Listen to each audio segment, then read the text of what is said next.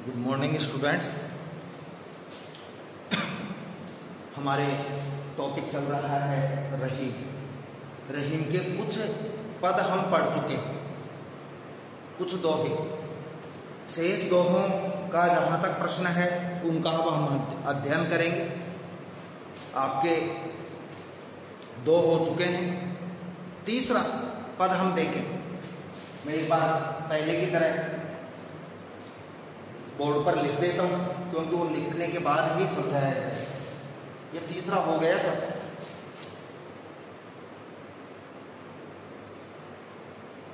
तीसरा समझ लो, कदली सीप भुजंग मुख। कदली, कदली यानी केला।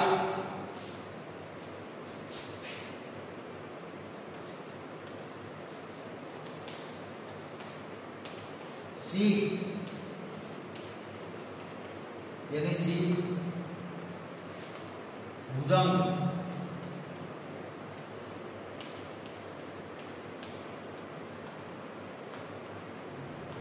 सांप। कदली सीप भुजंग मुख स्वाति एक गुण तीन। स्वाति एक नक्षत्र होता है।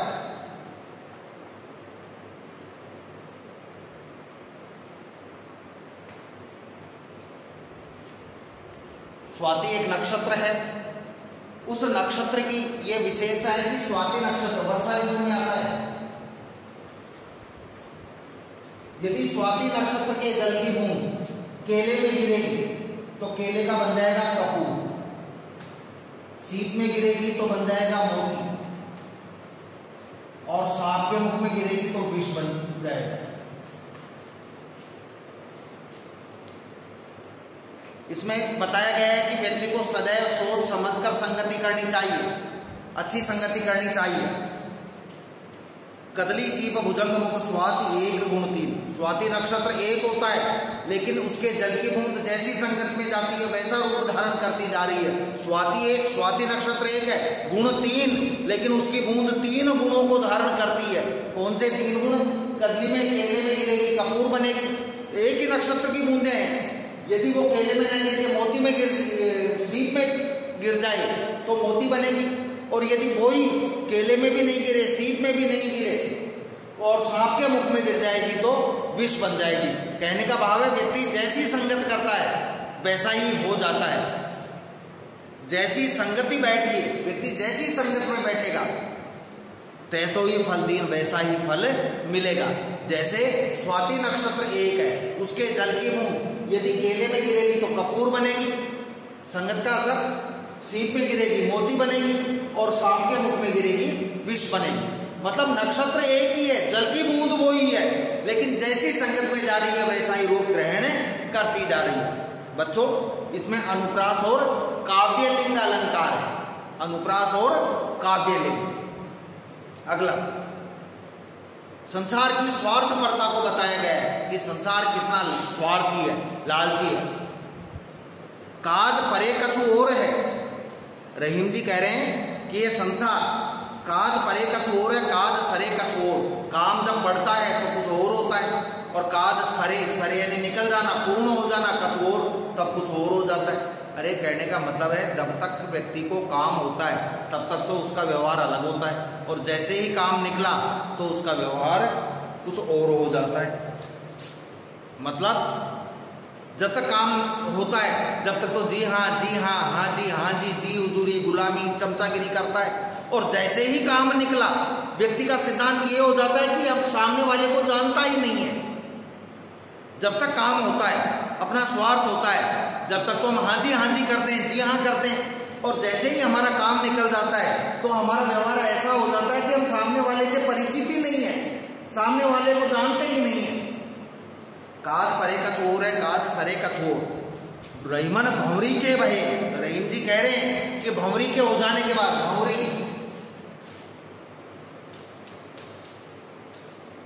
भावर, शादी होती है ना, तो शादी में फेरे लिए जाते हैं, उनको भावर बोलते हैं। कि फेरे हो जाने के बाद, भावर हो जाने के बाद नदी सिरावत मोर, लोग नदी यानी नदी में सिरावत यानी बहा देते हैं, शीतल कर देते हैं। मोर, मोर यानी मुकुट को, यानी दूल्हे के और दुल्हन के जो सिर पर मुकुट पहनाए जाते हैं, जैसे ही फेरे होते हैं उन मुकुटों को पानी पानी में शीतल कर दिया जाता है, पानी में नदी में बहा दिया जाता है।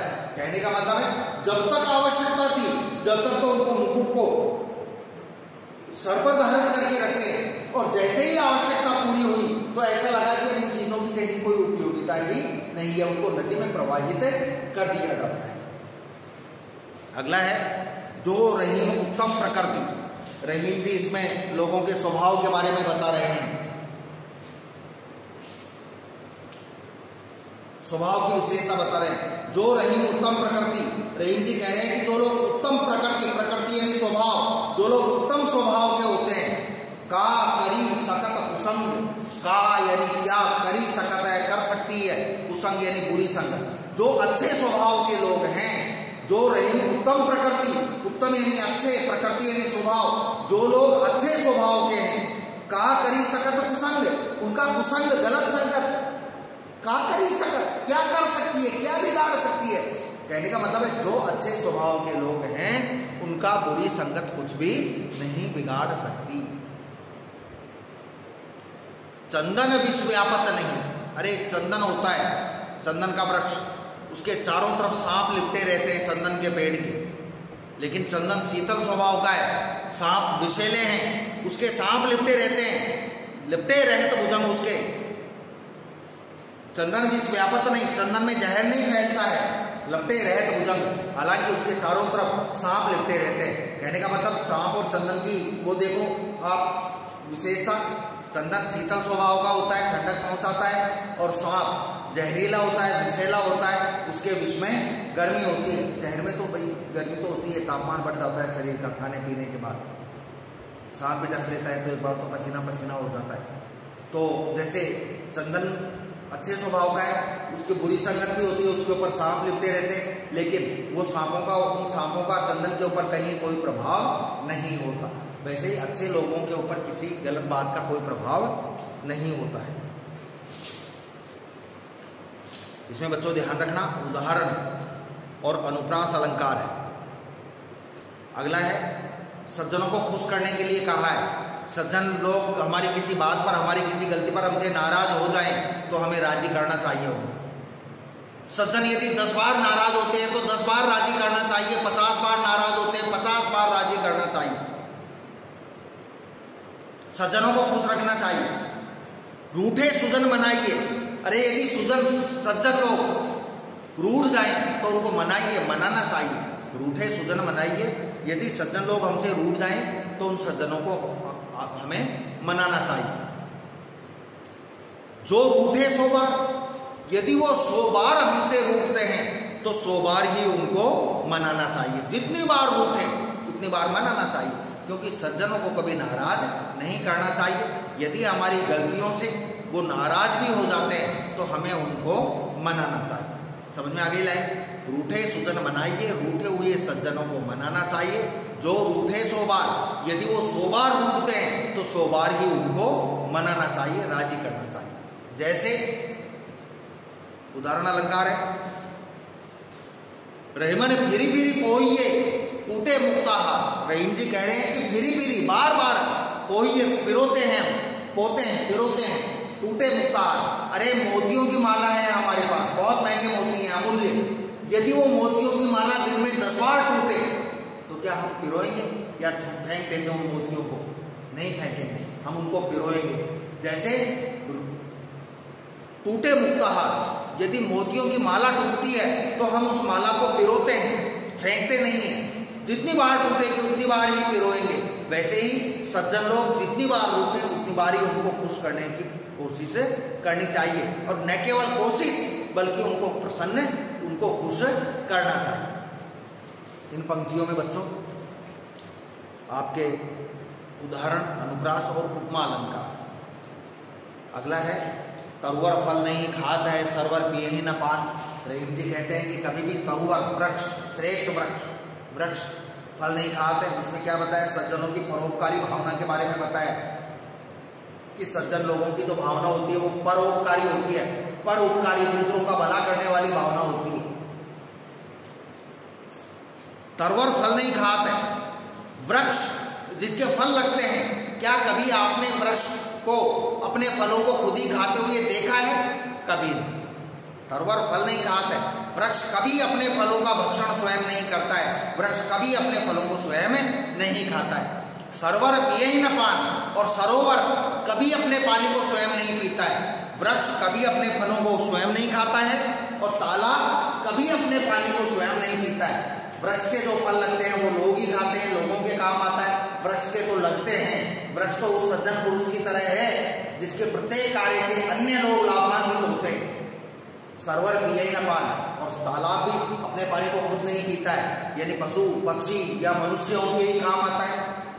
तो जैसे वृक्ष अपने फलों का भक्षण स्वयं नहीं करता, तालाब अपने जल को स्वयं नहीं पीता, उसी प्रकार कहीं रहीम पर काज हित संपत्ति संचय सुजान। संपत्ति संचय, संचय यानी इकट्ठी करना, एकत्रित करना, एकत्र करना। संपत्ति संचय, संपत्ति इकट्ठी करते हैं। सुजान सज्जन लोग संपत्ति इकट्ठी करते हैं, किस लिए, क्यों करते हैं?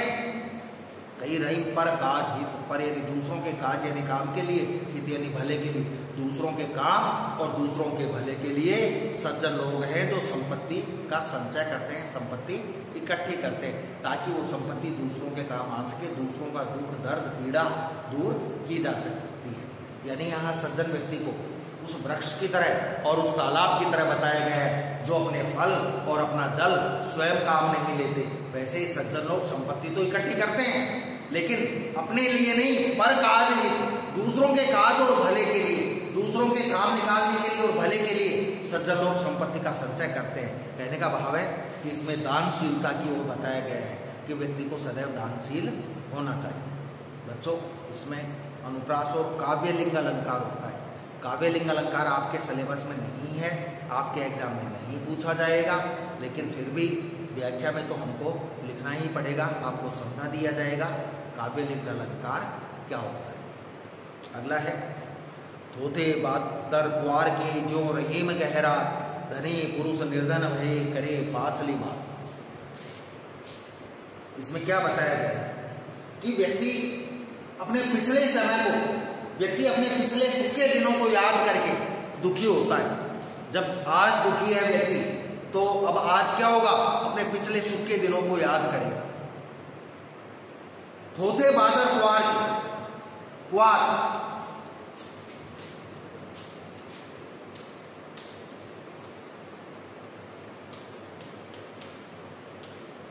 आशोज का महीना होता है, जिसे कहते हैं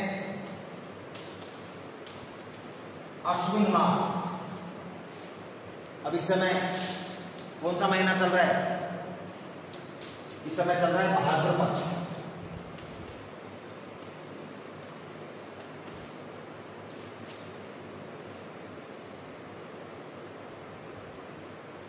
भाद्रपद महीना चल रहा है, और इसके बाद ये महीना आएगा आश्विन। तो आश्विन माह के बादलों के बारे में बताया जा रहा है, जो बादल होते हैं आसमान में उनके बारे में बताया जा रहा है। धोते बादल कुआर के, आश्विन माह के जो बादल होते हैं, कुआर के महीने के, आश्विन आशोज के महीने के जो बादल होते हैं, वो गरजते हैं, उमड़ते हैं, घुमड़ते हैं, लेकिन उनमें पानी नहीं होता, उनमें पानी नहीं होता, उमड़ते घुमड़ते हैं, आसमान भी काला हो जाता है, देखने पर ऐसा लगता है कि आज तो बहुत भयंकर बारिश आएगी, लेकिन आश्विन माह के बादलों में पानी नहीं होता। धोते बादल, धोते होते हैं बादल कुआर के, आश्विन माह के। जो रहीम गहरा, रहीम जी कहते हैं वो बहुत ज्यादा गहराते हैं, छा जाते हैं, गर्जना भी करते हैं। उसी प्रकार जैसे आशोज माह के बादल की ओर उमड़ते घुमड़ते हैं, गर्जना करते हैं, उनमें जल नहीं होता, वैसे ही धनी पुरुष निर्धन भये, जब धनवान आदमी निर्धन हो जाता है, जब धनवान व्यक्ति गरीब हो जाता है, करे पाछली बात, तो अपने पिछले धनवान दिनों की, सुख के दिनों की बातें करता है। जैसे बादलों को देखकर लगता है कि आज ये उमड़ रहे हैं, लेकिन उमड़ते उमड़ते देखकर ये लगता है, ऐसा प्रतीत होता है कि कल तक इनमें पानी था, जो श्रावण भाद्रपद और महीनों में वर्षा है। लेकिन अब आशोज माह आने पर, आश्विन माह आने पर इनमें पानी नहीं रहा। वैसे ही वो उमड़ते घुमड़ते हैं, वैसे जैसे उसी प्रकार धनवान व्यक्ति जब निर्धन हो जाता है, तो गरीबी के दिनों में वो अपने सुख के दिनों को, अपने धनवान दिनों को याद करता है।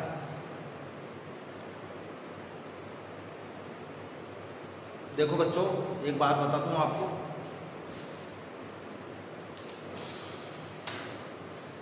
अभी तक सारे बच्चे न तो जूम ऐप पे क्लास ले रहे और न वीडियो देख रहे हैं आप लोग। यानी व्यूज़ से पता चल जाता है कि कितने बच्चों ने देखा है, कितने बच्चों ने नहीं देखा। यानी आप वही काम कर रहे हो, अपना नुकसान। अभी आपको एहसास नहीं हो रहा, कतई एहसास नहीं हो रहा है अभी आपको। लेकिन जब बोर्ड एग्जाम आएंगे आपके, वही मार्च में, ज़्यादा से ज़्यादा क्या होगा, डिले करेंगे तो मार्च का अप्रैल में करा देंगे। वैसे मेरे को लगता नहीं है कि अप्रैल में कराएंगे। क्यों? क्योंकि आपका 40% तक सिलेबस कम करने की योजना बन रही है। CBSE ने 30% कम किया है, आपका 40% कम करने की योजना बन रही है। लेकिन बात वही है, जो सिलेबस एक बार जो चैप्टर हो चुके हैं, यह कोई प्रॉब्लम सोल्व हो सकती है, ये चैप्टर दोबारा नहीं होंगे। हमारे पास इतना समय नहीं होगा कि हम इनको दोबारा पढ़ सकें। लेकिन कई बार बहुत दुख होता है, बहुत पीड़ा होती है कि न आप लोग लाइव क्लास ले रहे हो और न आप लोग वीडियो देख रहे हो। अपने पैरों पर आप खुद कुल्हाड़ी मार रहे हो। जो ये बातें आपको अब नहीं पता चलेंगी, जब रिजल्ट आएगा तब ये बातें अखरेंगी, तब आप और आपके घर वाले दुखी होंगे। घर वालों से ज़्यादा आप दुखी होगे कि आपने उस समय क्यों नहीं क्लास ली, जब हम टीचर्स क्लास ले रहे थे, हम पढ़ा रहे थे, तो ऑनलाइन क्लास ले रहे थे, वीडियो बना रहे थे। क्योंकि गया हुआ समय कभी लौट कर नहीं आता है, ध्यान रखना। इसलिए आपसे आशा है कि ज़्यादा से ज़्यादा आप वीडियो देखेंगे। जो बच्चे ऑनलाइन क्लास ले रहे हैं, जूम ऐप पे क्लास ले रहे हैं, वो भी वीडियो देखें। क्योंकि कुछ अंतर वीडियो और लाइव क्लास में होता है। इसलिए आपसे ये आशा ही नहीं, पूर्ण विश्वास है कि आप लोग दोनों चीज़ों को ज्वाइन करेंगे, ताकि अधिक से अधिक आपको लाभ हो सके, ज़्यादा से ज़्यादा आप लाभान्वित हो सके। धन्यवाद।